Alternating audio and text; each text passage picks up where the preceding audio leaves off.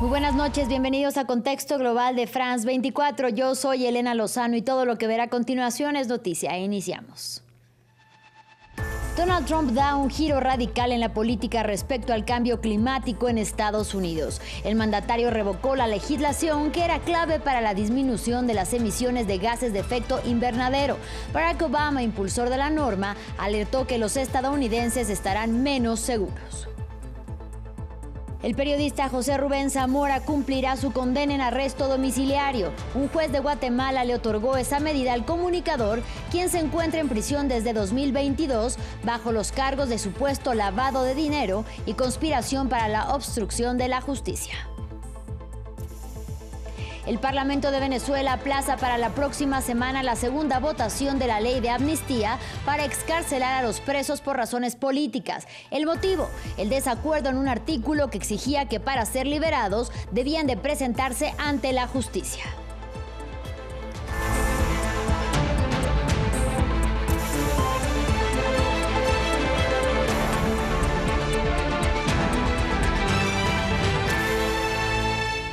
Iniciamos en Estados Unidos. El presidente Donald Trump revocó la declaratoria de peligro, una medida adoptada en 2009 que determina que los gases de efecto invernadero son peligrosos para la salud. Esta permitía limitar la emisión de dichos gases que contribuyen en gran medida al calentamiento global. Con la justificación de querer ahorrar dinero, el mandatario republicano revisa conclusiones científicamente comprobadas por varios años. Gabriel Colchen tiene todos los detalles.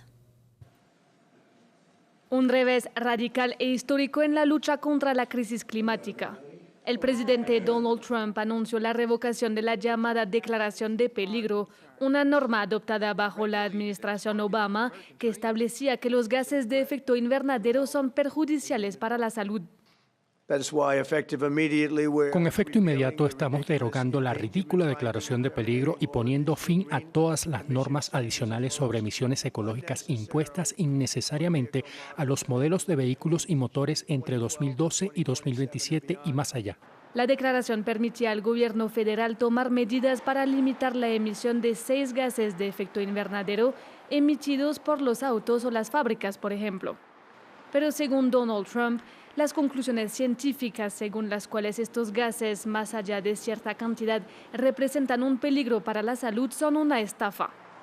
Los científicos denunciaron una decisión que favorecerá a la industria petrolera y que empeorará el calentamiento global. Lo que Trump está haciendo hoy no es solo revocar la conclusión sobre la peligrosidad, sino también eliminar las normas sobre vehículos limpios establecidas por la Agencia de Protección Ambiental, que representan la medida más importante jamás tomada por un país para reducir el consumo de petróleo, combatir la contaminación responsable del calentamiento global y ahorrar dinero a los consumidores en las gasolineras. El señor Trump está sustituyendo el criterio científico de los principales científicos del mundo y del país por su propio criterio y se equivoca. Estados Unidos es el país que más gases de efecto invernadero ha emitido desde la Revolución Industrial. Según el Fondo de Defensa Ambiental, una ONG estadounidense, al revocar la declaración, la medida podría añadir hasta 18.000 millones de toneladas métricas de emisiones a la atmósfera para 2055, una cifra equivalente a casi el triple de la contaminación climática que Estados Unidos emitió el año pasado. Continuamos en la Unión Americana. El zar de la frontera, Tom Homan, declaró el fin de las operaciones del ICE en el estado de Minnesota. Para la administración Trump, se trató de una misión exitosa, pese a que agentes mataron a tiros a 2 personas en la ciudad de Minneapolis. Recordemos que el propósito declarado de la misión del ICE era retirar a migrantes sin documentos y delincuentes peligrosos. Sin embargo, los demócratas ven además un esfuerzo más amplio por controlar la votación en estados clave de cara a las cruciales elecciones de medio término en noviembre, en las que están en juego el control de ambas cámaras del Congreso y que podrían poner en jaque a la agenda de Donald Trump. Ampliamos a continuación. La administración Trump pone fin a la campaña anti-inmigración en Minnesota, una operación que se extendió por más de 2 meses y provocó una ola de rechazo y oposición de los residentes y funcionarios locales. La operación dejó más de 3.000 agentes desplegados desde finales de enero, con más de 4.000 arrestos que se enfocaron, según las autoridades, en criminales. Críticos tildaron la operación de desequilibrada y caótica, y los tiroteos fatales de Renee Good y Alex Pretty y el arresto del menor Liam Conejo provocaron un impacto negativo en el público. Mucha gente no cree que valga la pena usar tácticas agresivas y creo que ahí es donde se estaba perdiendo la confianza del público. El anuncio se conoce al tiempo en el que se dan otros momentos políticos. La Cámara de Representantes aprobó un proyecto que plantea exigir prueba de ciudadanía a los votantes de cara a las elecciones legislativas en las que se decidirá el control de ambas cámaras del Congreso. Los republicanos argumentan que el proyecto de ley restaura la confianza en el sistema electoral. Para los demócratas, el proyecto es una táctica para suprimir votantes. Es un requisito muy sensato, presentar una identificación con foto para votar. Eso es todo. Los únicos que se oponen son quienes quieren engañar a nuestro sistema y participar en nuestras elecciones ilegalmente. 5 estados son considerados claves o péndulo, en los que Trump ganó por menos de 3 puntos en 2024. A esto se suma Minnesota, donde Tim Walz renunció a la gobernación y propició la candidatura de la senadora Amy Klobuchar. En un año electoral, Trump ha pedido nacionalizar la votación y tomar el control del proceso en al menos 15 entidades, y su administración ha solicitado los datos privados de electores. La fiscal general Pam Bondi también pidió la data de electores a Minnesota y ofreció reducir las operaciones del ICE a cambio del acceso a la misma. En Georgia se confiscó material electoral con la presencia de la directora nacional de seguridad Tulsi Gabbard, mientras republicanos y demócratas redibujan distritos electorales en varios estados como Texas y California. Aunque los sondeos dan una ventaja a los demócratas, aún es muy temprano para las midterms y la proporción de votos que necesitan para recuperar la Cámara de Representantes dependerá del alcance de estos cambios. En otro orden de ideas, la justicia de Guatemala le otorgó libertad condicional al reconocido periodista José Rubén Zamora, quien ha permanecido 1.295 días en prisión por procesos judiciales que la ONU y también otros organismos internacionales han calificado de arbitrarios. Con la decisión del juez, el fundador del extinto diario El Periódico podrá defenderse así de los procesos por los que se le acusa desde el arresto domiciliario. Los detalles con nuestro corresponsal Andrés Suárez Jaramillo.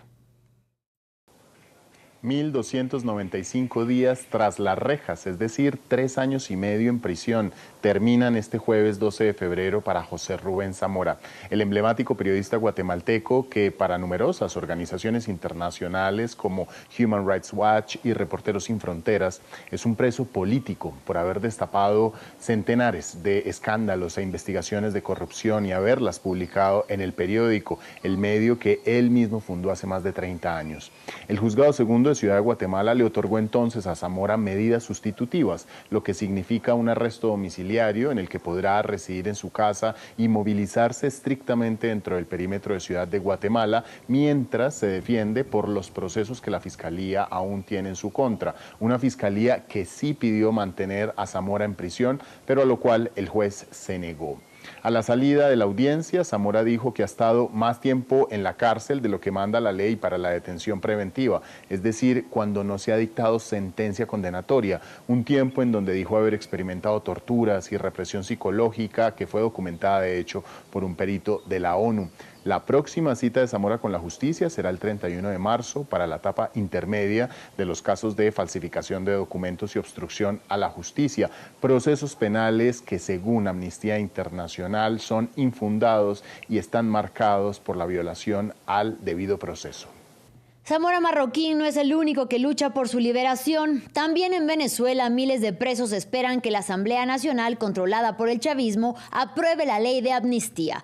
Aunque este jueves se aplazó por segunda vez el debate final del proyecto de ley, debido a que un artículo de la norma está en el centro de la discusión, pues este podría, por ejemplo, obligar a personas exiliadas a ir ante tribunales venezolanos para recibir el perdón judicial e incluso enviarlas a la cárcel antes de la amnistía. Mientras en las calles los jóvenes marcharon exigiendo la liberación de todos los denominados presos políticos.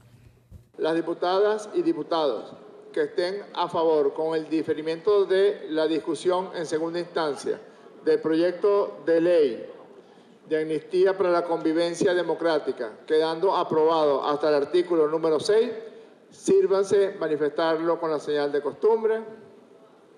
Queda aprobado por unanimidad. Continuaremos la discusión en la próxima sesión ordinaria la semana próxima. De Venezuela nos vamos a Perú porque el Congreso logró reunir las 78 firmas necesarias para convocar un pleno extraordinario y debatir una moción para destituir al presidente interino José Gerí. El mandatario se le acusa de protagonizar presuntos encuentros semiclandestinos con empresarios chinos que ejercen como contratistas del Estado y también por contrataciones de jóvenes funcionarias. Gerí está al frente de la presidencia peruana desde octubre del 2025 tras la destitución de Dina Boluarte. Continuamos con la información de la región latinoamericana. En Ecuador, una sentencia histórica marcó un precedente judicial, pero no cerró una herida. La desaparición forzada y el asesinato de 4 niños durante un operativo militar siguen interpelando al Estado y también a las Fuerzas Armadas, pero además a una sociedad atravesada por el racismo estructural. Los 16 militares que conformaron la patrulla fueron sentenciados con la máxima pena, aunque en el sur de Guayaquil, en el barrio Las Malvinas, mayoritariamente afroecuatoriano, se sigue viviendo esta historia de duelo, estigmatización y resistencia. Nuestra corresponsal Carolina Mela nos trae esta historia. En Las Malvinas, un barrio afroecuatoriano marcado por la marginación, la comunidad fue el refugio para Joana Arboleda en su dolor. Nehemías, su hijo, a punto de cumplir 16 años, desapareció tras ser detenido junto a otros 3 niños por una patrulla militar.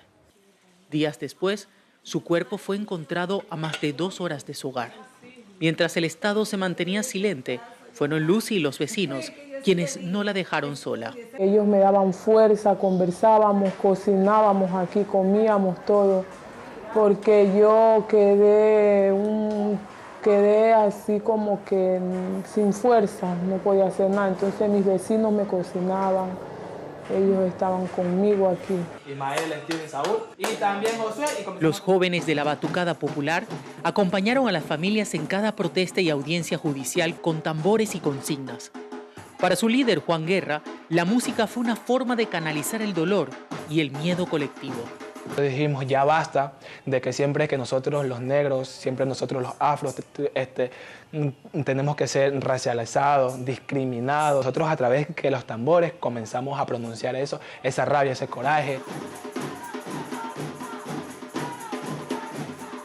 En estas canchas que fueron donde los 4 niños jugaron por última vez y que hoy llevan sus nombres, Uriel Castillo, docente universitario y líder barrial, trabaja en reconstruir lo que la violencia estatal fracturó. La reparación en bienes y servicios, la reparación en tecnología social, es el elemento clave, el reconocer que existe un pueblo afro y reconocerlo desde el Estado con todo lo que implica.